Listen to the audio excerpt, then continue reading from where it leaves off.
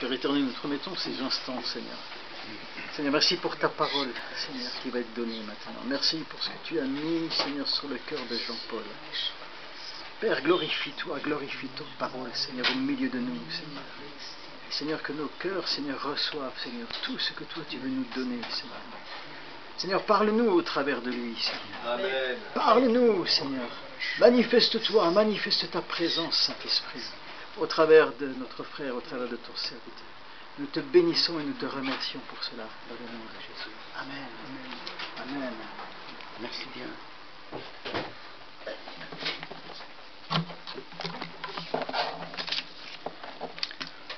Voilà, bonjour à tous, rebonjour à tous. Voilà, donc ce matin on est très heureux de se retrouver ensemble. Est-ce que vous êtes heureux? Amen. Amen. Écoutez, je vous prends un coup à la vôtre. Hein. C'est de l'eau, oui, c'est pas du schnapps. Voilà. Donc, heureusement ce matin, on n'a pas eu la route barrée au col de Ferrières. Hein, comme hier, il y a eu une course automobile. En tout cas, on félicite Elisabeth et puis Marie-Christine qui sont venus quand même, alors qu'ils ont fait une déviation de 60 km pour venir. 60 en tout. Ouais. Alors, bravo, hein. Bravo pour leur persévérance. Bravo pour leur soif de la parole de Dieu. Je ne sais pas si je l'aurais fait. Bravo, hein, bravo. En tout cas, le frère de Belfort qui devait venir nous apporter la parole, ben, il a rebroussé chemin. Donc, bon, ben, on lui pardonne, on n'a pas le choix. Hein. On n'a pas le choix. Hein. L'amour supporte tout, quoi qu'il arrive. Amen. Non, voilà, je rigole. Alors, voilà, on comprend bien que, en plus, il n'avait pas de GPS. Alors, c'est la galère chez nous, hein, avec les petites routes, hein, Agnès, là-haut. C'est particulier. Voilà. Donc ce matin, j'avais à cœur de vous partager une histoire dans les évangiles. Alors c'est une histoire qu'on a déjà entendue ici, mais il y a quelque temps déjà. Hein. Alors si je me souviens bien, c'était un frère de passage que pasteur Yannick avait invité. C'était un frère musicien. Alors je me souviens plus de son nom. Il était venu avec son épouse et puis la veille ils avaient fait un concert. Non, non, ça date déjà. Hein. C'est Pierre et Sylvie Franco. Pierre et Sylvie Franco. Voilà. Alors si je m'en souviens bien, c'est parce que donc j'étais en train de travailler cette histoire donc que le frère a amenée. Donc je m'en souviens bien. Il avait amené ce message. Et donc j'ai eu à cœur ce matin, j'ai eu à cœur de regarder mes notes. Et puis j'ai dit tiens, mais ce serait bien aussi d'apporter également ce thème, mais sous d'autres facettes. Hein.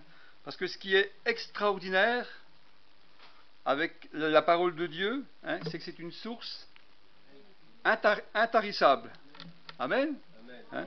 On aurait pu lire un passage 5 fois, 10 fois, eh ben, on va encore trouver des richesses. Amen. Est-ce que vous êtes d'accord? Amen. Ah ben ça tombe bien, parce que je vais reprendre le même message que j'ai fait hier. Voilà, donc pour ceux qui étaient là hier. Mais voilà, je veux rajouter des témoignages. Amen. Amen. Voilà, donc ce matin, le message sera la femme est le parfum de grand prix. Voilà, et donc on va découvrir ensemble qui est cette femme. Hein, mais ce qu'on verra surtout, hein, c'est qu'au travers de cette histoire, eh bien, Dieu veut nous parler. Hein. Alors qui ce matin parmi nous est venu dans ce lieu en désirant que Dieu lui parle? Amen. Amen. C'est bien. Alors que nos cœurs soient bien disposés, hein, comme on l'a entendu ce matin, que nos cœurs soient bien disposés comme une bonne terre à recevoir ce que le Seigneur veut nous donner. Amen. Hein, afin que cela puisse porter du bon fruit dans nos vies.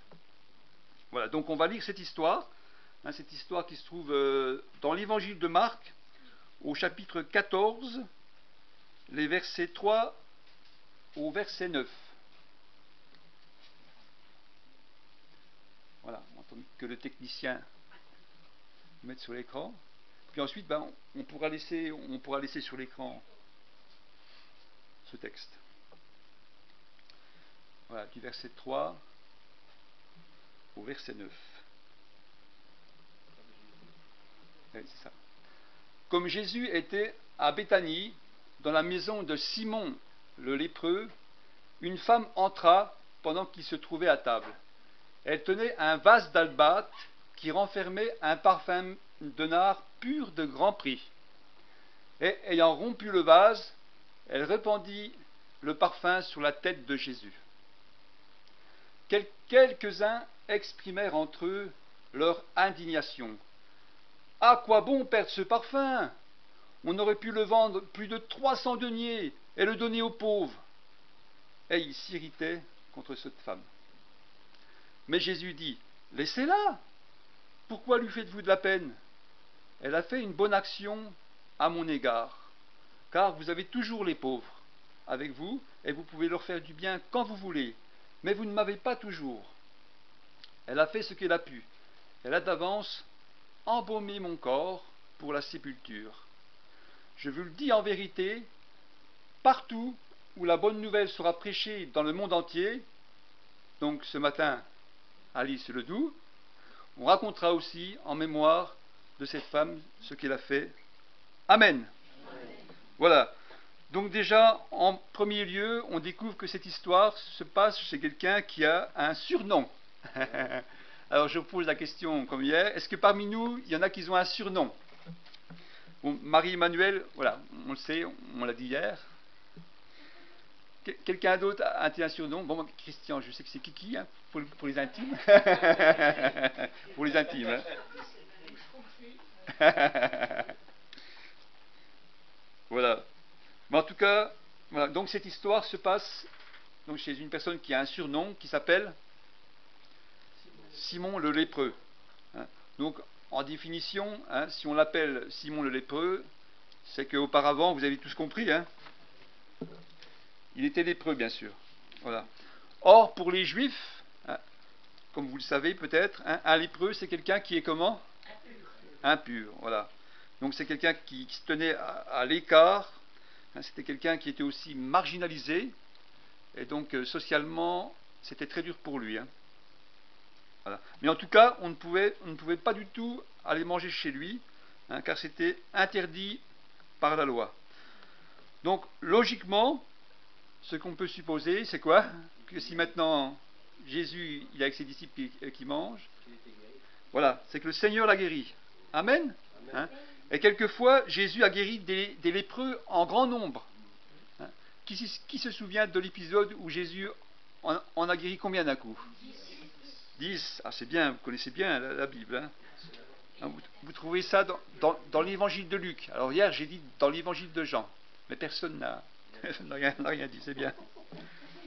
Voilà, c'est dans l'évangile de Luc au chapitre 17. J'ai vérifié ce matin, donc c'est ma faute. Voilà. Mais quand on considère cela, hein, on se dit quand même le Seigneur, il est trop fort. Hein. Amen. Hein. On se réjouit hein, de tout ce que Jésus a fait sur la terre, mais aussi, à votre avis, pourquoi on peut encore se réjouir aujourd'hui de ces choses? Voilà, Christian vient de le dire, hein, parce que la Bible dit Jésus est le même quand? Amen, exact. Et les malades qui bénéficiaient au temps de Jésus quand il était sur la terre peuvent encore bénéficier aujourd'hui. Amen. Amen. Qui le croit? Amen. Alors j'ai dit hier, je ne serais peut-être pas chrétien si ma tante n'avait pas été guérie. Hein, elle fut guérie par le Seigneur et puis elle a commencé à témoigner à tout le monde. Voilà, et puis si ce matin il y a des malades, alors bien sûr, nous pourrons prier également pour eux. Hein. Grâce à l'action du Saint-Esprit, hein, que Jésus nous a donné. Alors lorsque nous prions pour les malades, alors il se passe quelque chose. Amen. Voilà. En deuxième lieu, donc l'histoire de cette femme qu'on vient de lire, hein, se trouve également relatée dans trois des 4 évangiles. Dans celui de Matthieu et de Marc, il est parlé d'une femme qui n'est pas identifiée, alors que l'évangile de Jean, lui, il avait des sources apparemment plus précises, parce qu'on sait que cette femme s'appelle comment? Marie de Béthanie, voilà, très bien. Marie de Béthanie, donc elle avait une sœur qui s'appelait comment? Marthe, et puis son frère que tout le monde connaît, Lazare, voilà, que Jésus a ressuscité des morts. Eh ben c'est bien, voilà. Ah, c'est bien. Donc voilà, donc il est dit que cette femme est entrée dans la maison avec un vase d'albâtre rempli de parfums de grand prix. Donc déjà, l'albâtre, c'est un matériau spécial, c'est plutôt riche, c'est pas de la terre, et donc il est précisé que dans ce vase, il y avait un parfum de grand prix, qui coûtait combien? Je crois que c'est le verset d'après. 300 deniers. Alors, d'après l'histoire, un denier représentait combien à l'époque? Une journée de travail. Donc 300 deniers, ça fait presque un an de salaire. Donc si on compare avec aujourd'hui, si le SMIC, je crois qu'il est environ à 1200 €, donc ça fait combien? Ça fait environ plus de 12 000 €. Ça fait cher le parfum. Pour les hommes qui achètent du parfum à leur femme, ils savent combien que ça coûte. C'est cher. Ah bah le bon, voilà. Mais bon, les dames, elles savent. Ne vous inquiétez pas. Et donc, qu'a-t-elle fait avec ce parfum? Elle a versé sur la tête de Jésus. Hop là. Donc c'est un acte pour nous qui peut nous surprendre, parce que nous, dans notre société française, on ne fait pas trop ça. Mais dans les pays d'Orient, ou d'Afrique du Nord par exemple, quand vous êtes invité chez quelqu'un, alors quand vous entrez, alors on peut vous asperger de parfum, comme ça. Je ne sais pas si vous avez déjà vécu ça. Moi, il me semble que j'ai vécu ça. Alors, c'est pas que vous ne sentez pas bon, ne vous inquiétez pas. C'est juste une coutume. C'est une façon de bien recevoir les gens. Bon, c'est bien, c'est pas mal. Et Marie, elle a fait cela avec Jésus. Mais on sent bien que chez Marie, c'est plus que d'honorer Jésus. On sent bien aussi que Marie, elle est dans l'admiration de Jésus qui avait ressuscité son frère. Et également, c'est aussi d'une façon d'adorer Dieu. Car le parfum, dans le Nouveau Testament et dans l'Ancien Testament, ont un sens spirituel qui représente l'adoration. Vous avez beaucoup de passages dans la Bible qui nous montrent cela, que ce soit dans le tabernacle du désert, ou alors dans le temple de Salomon, il y avait un autel spécialement dédié pour les parfums, donc qui représentait l'adoration, et puis quoi aussi? La prière, voilà, exact. La prière. Amen. Et en tant que chrétiens, il nous faut nous aussi grandir dans ce sens de l'adoration. Jésus, il a dit d'une manière très claire que ce que le Père demande, ce sont quoi? L'adorateur en esprit et en vérité. Voilà, ça c'est la véritable adoration inspirée, c'est celle-là. En esprit et en vérité. C'est une adoration qui produit quelque chose. Elle nous met en relation, en union avec le Seigneur dans sa présence. Amen. Voilà. Et Marie, devant Jésus, elle est vraiment dans cet état d'esprit-là. Même si on ne la voit pas parler, là, elle ne parle pas. Mais des fois, quand on est vraiment dans la présence de Dieu, alors on est là, on ferme les yeux, et puis on est comme rempli, on est comme subjugué dans la présence du Seigneur. Ça vous arrive aussi, ça, hein? Comme ce matin, on était dans la présence de Dieu. Voilà. Et puis ensuite, il nous est dit au verset 4, on continue, au verset 4, que certains ont été indignés. Ah, c'était avant alors, ou après. Que certains ont été indignés.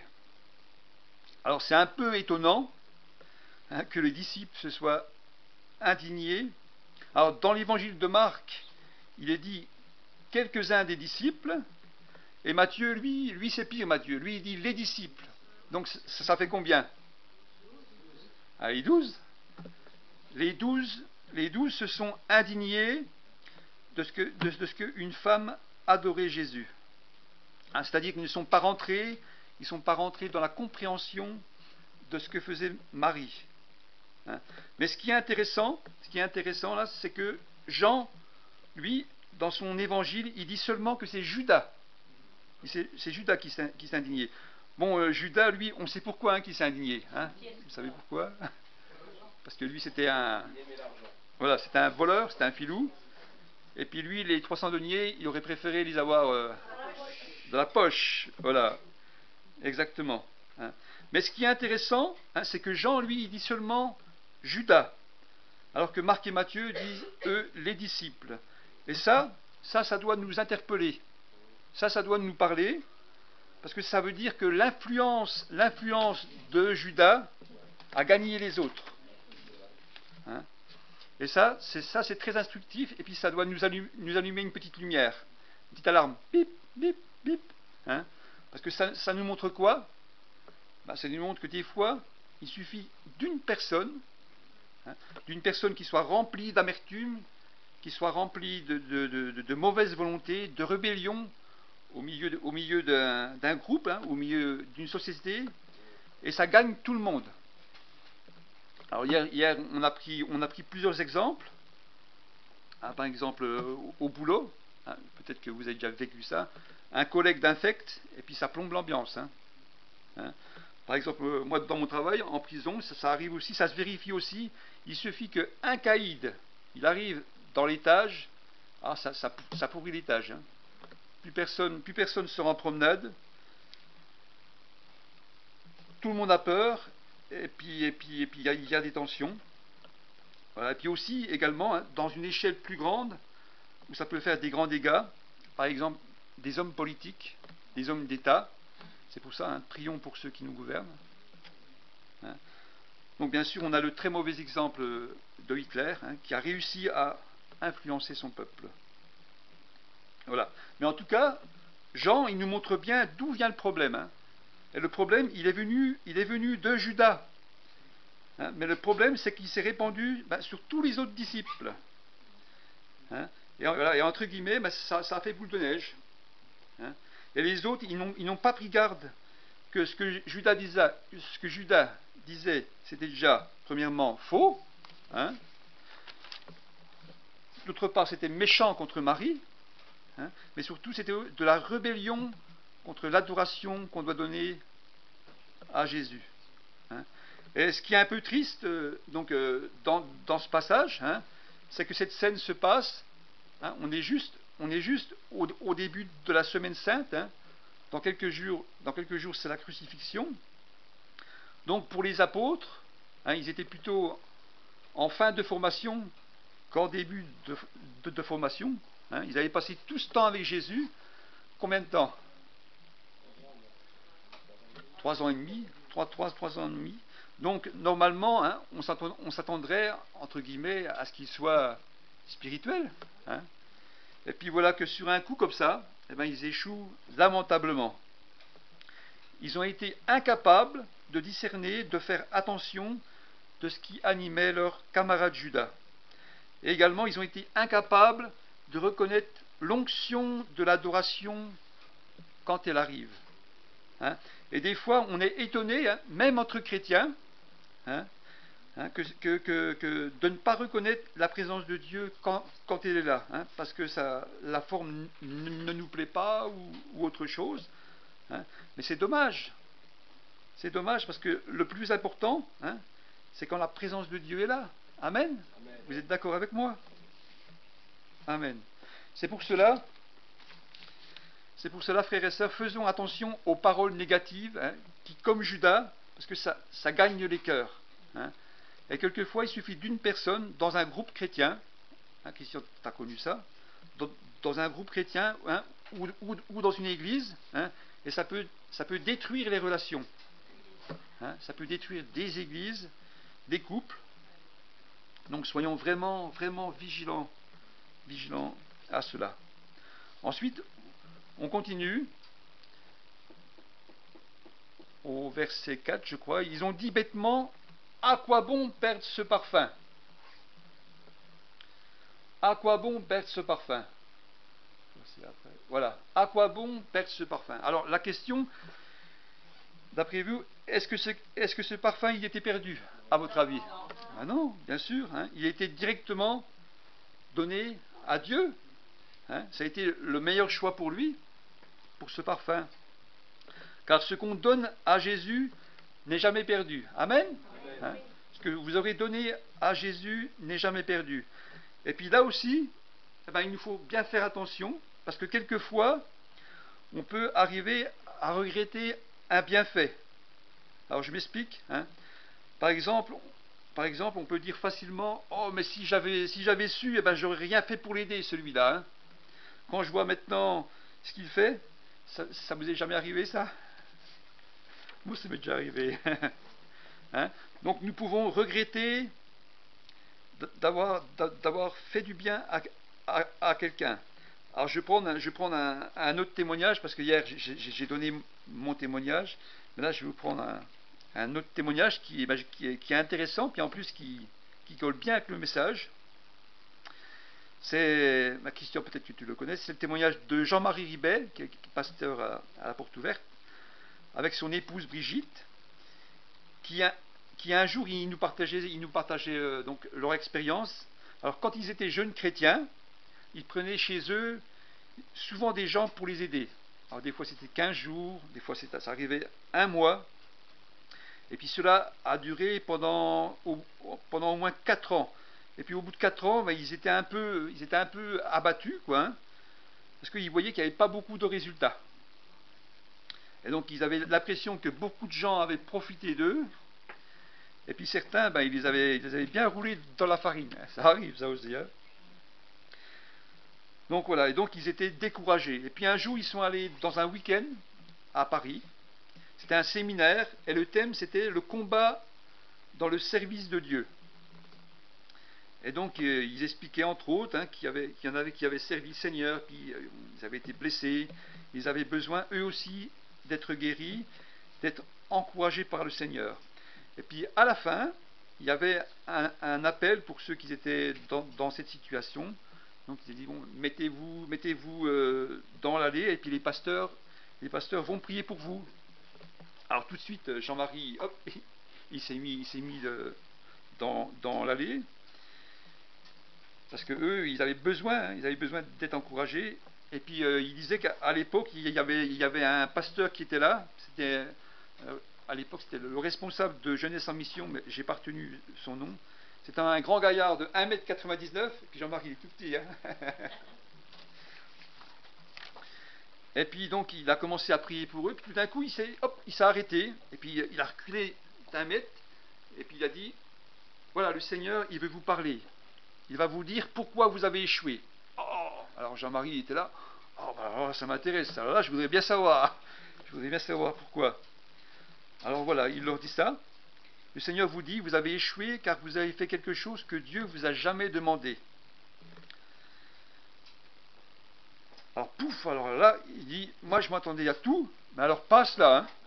Hein, j'étais étonné, parce qu'il y avait tellement de besoins, et puis en plus on nous avait demandé à l'église, et puis c'était de bon cœur qu'on l'avait fait. Et puis tout d'un coup, après toutes ces années, Dieu dit, mais moi je vous ai jamais demandé de faire cela. Alors il ne comprenait plus quoi. Mais, il a ajouté, mais Dieu l'a reçu de votre main, comme le parfum que la femme a versé sur la tête de Jésus. Donc c'est quelque chose que Dieu a accepté et puis qu'il a gardé. Amen. Donc c'est quelque chose qui est entreposé dans le ciel pour eux. Donc du coup voilà, ils ne regrettent pas. Amen. Voilà. Mais en tout cas, hein, tout ce qu'on fait pour Dieu, eh ben, ça ne sera jamais perdu. Et dans le ciel, hein, je reprends, hein, vous avez dans le ciel qu'il y a des livres, dont certains, ce sont les livres des œuvres. Ce sont les livres des œuvres. Alors, c'est pas le livre de vie, hein, c'est pas le livre du salut, non, non. Hein. Ce sont des livres, ce sont les livres des œuvres. Vous trouverez ça dans Apocalypse au chapitre 20. Hein. Ce sont des livres, hein, où des anges écrivent tout. Hein. C'est un peu comme dans un tribunal. Vous avez des anges greffiers, et puis ils notent tout, hein, tout y est. Hein, tout ce que vous avez fait pour Dieu ou pour quelqu'un, c'est marqué. Alors que ce soit de l'aide sociale, de l'aide spirituelle, financière, c'est resté dans le livre. Et même si la personne, hein, qui a reçu a tout dilapidé, et ça nous est arrivé, j'en ai parlé hier, ça nous est arrivé, mais même ce que vous avez fait, c'est inscrit là-haut. Dieu n'oublie rien. Amen. Donc, voilà, du coup, on ne regrette pas. Amen. Ensuite, on continue notre fameuse histoire. C'est pas fini avec les disciples. Hein. C'est pas fini avec les disciples. Au verset 5, il est dit que les disciples s'irritaient contre cette femme. Alors là, c'est le comble. Hein. Non seulement ils n'ont pas compris ce qu'elle faisait, mais ensuite ils sont rentrés en conflit avec elle. Alors ils ont essayé de l'empêcher d'adorer Jésus. Et ça, qu'est-ce que ça peut nous montrer encore, ça, à votre avis? Eh bien, ça peut nous montrer que même dans le peuple de Dieu, hein, vous trouverez des gens qui ne sont pas spirituels et qui s'irriteront contre ce qui est spirituel. C'est un peu triste, ça, hein? Donc, ne soyez pas étonnés. Hein. Dès que vous voudrez vraiment grandir avec le Seigneur, gagner avec le Seigneur, ben, vous allez les irriter. Et donc, qu'est-ce que va leur dire Jésus au verset 6? Voilà, il va leur dire, les gars, vous avez tout faux, hein, les gars, arrêtez, laissez-la, hein, vous vous trompez. Hein. Ce qu'elle a fait une bonne action à mon égard. Amen. Hein. Jésus leur dit, les pauvres, vous en aurez toujours, hein, mais moi non. Hein. Les pauvres, malheureusement, hein, ça ne manquera pas. Hein. Et puis, si Jésus dit cela, bah, il sait très bien que dans notre société, ça va durer jusqu'à la fin. Hein. Jésus le dit clairement quand il explique dans la parabole du bon grain et de l'ivraie. Hein. Jésus dira que l'ivraie et le mauvais grain seront mélangés jusqu'à quand? Jusqu'à la fin. Jusqu'à la fin. Donc, il ne faut pas s'imaginer, hein, qu'à la fin des temps, que ça va aller mieux, hein, que l'évangile finira par transformer toute la société. Bon, ce serait bien, hein, ce serait génial, hein. Mais bon, ça n'arrivera pas, hein, parce que Jésus, il dira même que quand je reviendrai, trouverai-je encore quoi sur la terre? La foi. Donc, ça veut bien dire ce que ça veut dire. De toute façon, rien qu'à voir les infos, hein, ça ne nous montre pas qu'on va vers des temps meilleurs. Hein. Au contraire. Hein. Voilà. Et pour conclure ce récit, Jésus également leur donne cette information, hein, car Jésus, il sait d'avance, hein, que l'évangile, c'est-à-dire la parole de Dieu, hein, que ce récit sera inscrit dans la parole de Dieu, et il leur dit au verset 9, partout où la bonne nouvelle sera prêchée dans le monde entier, on racontera aussi en mémoire de cette femme ce qu'elle a fait. Voilà. Amen. Amen. Et encore aujourd'hui, hein, en 2019, hein, un acte d'adoration, un acte d'amour tel que celui-là continue d'être raconté partout. Hein.